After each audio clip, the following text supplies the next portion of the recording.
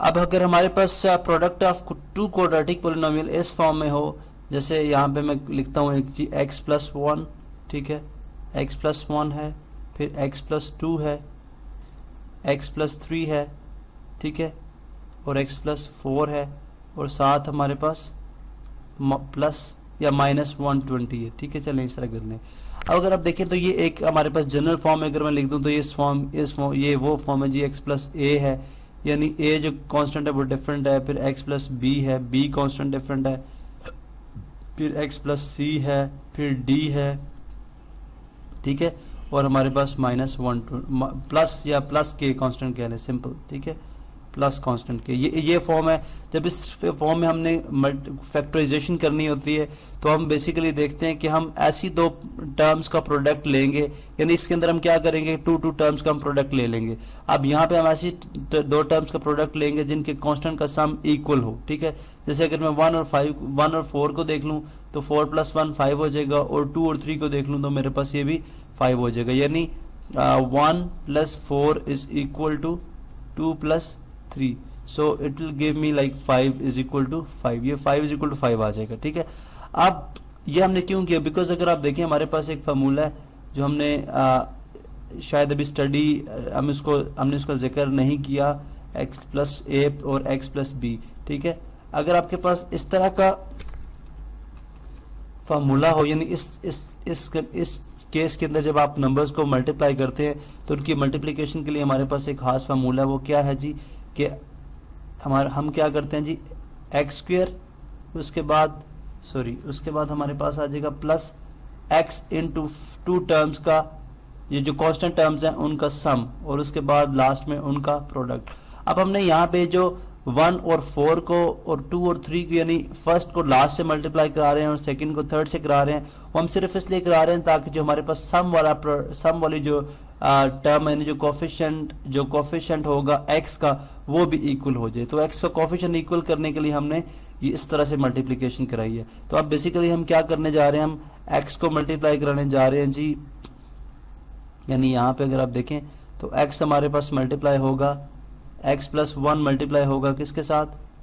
x + 4 वाली के साथ, ठीक है। इसको हम जो है वो स्क्वायर ब्रैकेट में डाल देते हैं। इसी तरह से यहाँ पे x + 2 जो है वो मल्टीप्लाई होगा x + 3 के साथ, ठीक है, x + 3 के साथ, और बाकी 1 - 120 कांस्टेंट आ जाएगा, ठीक है। अब ये किस तरह से होगा, इस मल्टीप्लिकेशन के मुताबिक ये हमारे पास बन जाएगा x², ठीक है, x² डायरेक्ट मल्टीप्लिकेशन हो सकती है यहाँ से, और a + b यानी 4 + 1, ठीक है, या 1 + 4, ये कितना हो जाएगा 5, और साथ x और 1 और a और b का प्रोडक्ट 1 × 4 4, ठीक है। ये आ गया हमारे पास, इन दोनों को मल्टीप्लाई करने से इन दोनों का भी क्या आ जाएगा, x², ठीक है, 2 + 3 5, तो ये आ जाएगा 5x, ठीक है, और +3 × 2 = 6, ठीक है, -120। अब अगर आप पिछले लेक्चर को रिमाइंड करें तो आपको ये नज़र आएगा कि ये बिल्कुल वही फॉर्म बन चुकी है कि x² + 4 जो है, x² + 5x जो है, ये हमारे पास दोनों के अंदर क्या है, सेम है। तो हम सपोज कर लेंगे y यहाँ पे आपने याद रखने की इक्वलिटी के साइन पुट करने हैं। मैं अक्सर एक बात भूल जाता हूँ, लेकिन आपने हर स्टेप में इक्वलिटी के साइन पुट करने हैं। y x² + 5x जो है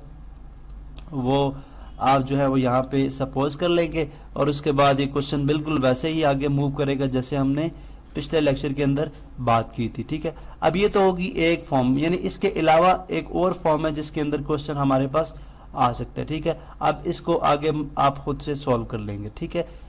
इसके बाद हमारे पास एक और फॉर्म है जिसके अंदर हमारे पास product of two quadratic polynomial जो है वो दिया जा सकता है, जिसके अंदर यानी फर्स्ट टू टर्म सेम नहीं होंगी। जैसे मैं यहाँ पे लिख देता हूँ, सवाल है जी कि x² - 5x, ठीक है, +6 × x² + 5x + 6, ठीक है। अब अगर आप यहाँ पे देखें तो यहाँ पे हमारे पास जो है, और -2x² भी है, यहाँ पे हमारे पास जो फर्स्ट टू टर्म्स हैं वो सेम नहीं है, ठीक है। तो यहाँ पे हम सपोजिशन नहीं करा सकते, ठीक है, इस सपोजिशन से काम नहीं ले सकते। तो सबसे पहला काम हम क्या करेंगे, इसकी भी फैक्टराइजेशन करेंगे और इसकी भी फैक्टराइजेशन करेंगे। फैक्टराइजेशन किस तरह से करते हैं आप बहुत अच्छी तरह से जानते हैं, ठीक है। आप फर्ज करें इसके फैक्टर हमारे पास आ गए x - 3, ठीक है, बिकॉज ये मैंने पहले ही करके रखे हुए हैं, तो आप जो है वो इसको बना लेंगे फैक्टर्स को, यानी x माइनस 3, ठीक है, और x माइनस 2, ठीक है। इसी तरह से नेक्स्ट जो है एक्स स्क्वायर प्लस 5, इसके भी फैक्टर बन जाएंगे। इसके फैक्टर आते हैं जी x प्लस 3, ठीक है, x प्लस 3 और x प्लस 2,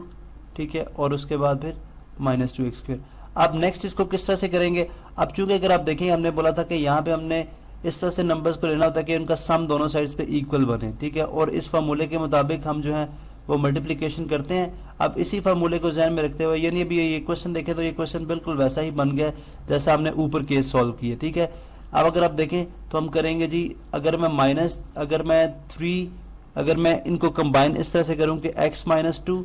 और x प्लस 2 करूं तो माइनस 2 प्लस 2 कितना हो जाएगा 0। इसी तरह माइनस 3 प्लस 3 कितना हो जाएगा 0। इसका मतलब है कि मैं इसको इसके साथ मल्टीप्लाई करूंगा और इसको इसके साथ मल्टीप्लाई करूंगा, ठीक है। चूंकि ब्रैकेट सब मल्टीप्लाई हो रहे तो हम इनको राइट लेफ्ट पे मूव कर सकते हैं, यानी कम्यूटेटिव लॉ यहाँ पे अप्लाई कर सकते हैं, ठीक है। अब यहाँ पे देखें जी, हमारे पास मैं मल्टीप्लिकेशन किस तरह से करने जा रहा हूँ, x माइनस 3 की मल्टीप्लिकेशन करूंगा मैं x प्लस 3 के साथ, ठीक है, x प्लस 3 के साथ, और इसी तरह से इस यहाँ पे ब्रैकेट पुट करूंगा और इसी तरह से मैं मल्टीप्लिकेशन करूंगा x माइनस 2 की x प्लस 2 के साथ। या अगर आप सिंपल देखें तो ये वही फार्मूला होता है जो a square minus B square, अगर आपको याद हो, ठीक है। इसको हम डायरेक्टली, बिकॉज एक प्लस में एक माइनस में, तो ये a square minus B square में आ जाएगा, ये बन जाएगा जी x स्क्वायर, या बल्कि ब्रैकेट अभी हम वही यूज कर लेते हैं, पैरेंथेसिस x स्क्वायर माइनस 3 का स्क्वायर कितना होगा माइनस 9, ठीक है। और इसी तरह यहाँ पे क्या आ जाएगा x स्क्वायर माइनस 2 का स्क्वायर कितना हो जाएगा माइनस 4, ठीक है, और माइनस 2x स्क्वायर, ठीक है। उसके बाद नेक्स्ट स्टेप क्या होगा कि हम यहाँ से इनको मल्टीप्लाई करेंगे और आगे इसको सॉल्व कर लेंगे, ठीक है। चलिए ये एक थोड़ा सा डिफरेंट केस है जिसके अंदर x की वैल्यू x की पावर 4 हो जाएगी, तो हम इसको सॉल्व कर लेते हैं थोड़ा सा फर्दर, ठीक है। यहाँ पे x स्क्वायर मल्टीप्लाई होगा x स्क्वायर माइनस 4 के साथ, ठीक है, और माइनस 9 मल्टीप्लाई होगा x स्क्वायर माइनस 4 के साथ अलग से, ठीक है, देन माइनस 2x स्क्वायर, ठीक है, यानी x स्क्वायर एक दफ़ा इस पूरी के साथ मल्टीप्लाई होगा एक्सप्रेशन के साथ, और फिर 9 भी पूरी एक्सप्रेशन के साथ, ये बन जाएगा जी x4 माइनस 4x स्क्वायर, ठीक है, माइनस 9x स्क्वायर और प्लस 36 और माइनस 2x स्क्वायर, ठीक है। अब ये x स्क्वायर और x4 तो एक ही हमारे पास, ये एज इट इज आ जाएगा x4, ठीक है, और minus 4x square minus 9x square minus 13x square और माइनस 2x स्क्वायर, माइनस कितना बन जाएगा ये minus 15x square, minus 15x square plus 36, ठीक है। अब इसको भी आप जो है इसकी फैक्टराइजेशन पॉसिबल है, इसकी फैक्टराइजेशन करेंगे और आप इसको फर्दर सॉल्व कर लेंगे, ठीक है। फैक्टराइजेशन हम इसकी किस तरह से करेंगे वो भी देख लें। एक्स स्क्वायर, बिकॉज अगर आप देखें प्रोडक्ट हमारे पास 36 है और सम जो है वो माइनस 15 है, तो इसके फैक्टर क्या बन जाएगा जी x4 minus 12x square minus 3x square plus 36, ठीक है। नेक्स्ट स्टेप क्या हो जाएगा हमारे पास, यहाँ से हम x स्क्वायर कॉमन ले लेंगे, ठीक है, हमारे पास बन जाएगा x स्क्वायर माइनस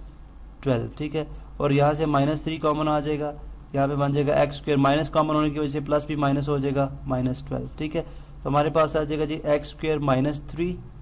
और इसी तरह से x स्क्वायर माइनस 12, ठीक है। अब ये वही बात है कि 3 को हम अंडर रूट की फॉर्म में लिख सकते हैं, x स्क्वायर माइनस 3 के ऊपर स्क्वायर भी डाल लें और अंडर रूट भी कर दें, ठीक है, अंडर रूट भी कर दें, ठीक है। इसी तरह से यहाँ पे हम जो है x स्क्वायर माइनस 12 के ऊपर हम स्क्वायर भी डाल दें, ठीक है, और अंडर रूट भी कर दें, ठीक है, स्क्वायर भी और अंडर रूट भी। और नेक्स्ट x प्लस a और x माइनस a की फॉर्म में ये दोनों जो टर्म्स हैं ये ओपन हो जाएंगी, और आप बेशक 12 अंडर रूट 12 को सॉल्व कर लेंगे तो वो 2 अंडर रूट 3 वैल्यूज आती है, फिर आप जो है दोनों का जो है एक दफ़ा सम और एक दफ़ा डिफरेंस करके आप इसको फैक्टराइज कर लेंगे। तो आपने देखा जी हमने जो मुख्तलिफ तरह के केसेस थे फैक्टराइजेशन के अंदर, ठीक है, यानी प्रोडक्ट ऑफ 2 क्वाड्रेटिक पॉलिनोमियल के अंदर जो मुख्तलिफ केसेस थे हमने उनको स्टडी किया और हमने देखा कि हम उनको किस तरह से फैक्टराइज करते हैं।